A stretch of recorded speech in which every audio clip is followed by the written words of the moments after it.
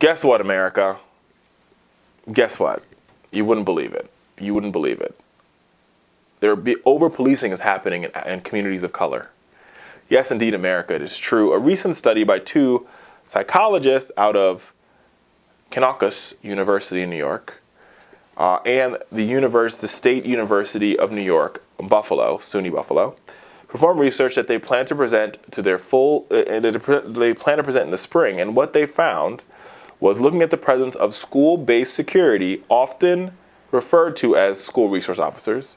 In their study, they controlled for the presence of neighborhood crime and school misconduct, and still found that the presence of African American children is a major factor in a school's decision to deploy school resource officers.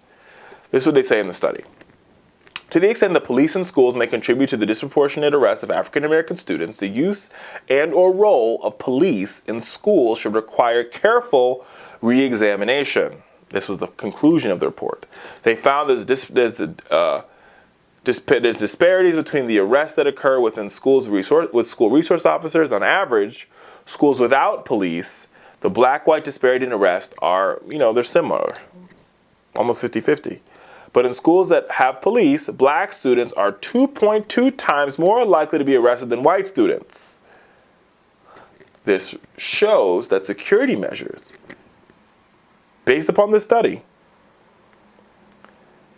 have an adverse effect on African American students in the learning process.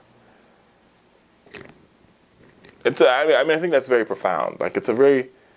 It makes a lot of sense. And you put that into play, right? You saw what happened in South Carolina with the young girl being sort of tackled out of her desk by the school resource officer, right? You see videos emerge all the time of school resource officers going too far. Now, the initial job of the school resource officer was was part of this ideal of community policing. Bring the community in so the kids have a respect for the police have respect for the kids, there's an understanding of culture. What it's become is these police officers have become stand-in security, and they just badger and abuse the children. We need to roll back and have a real long conversation about what the job of school resource officers are in this country.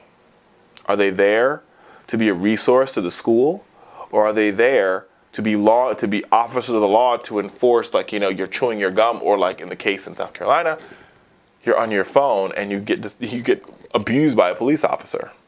It's a very scary thing that I think we really need to sort of pay attention to.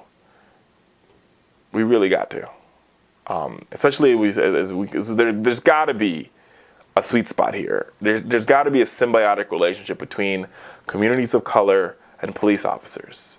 There's just got to be.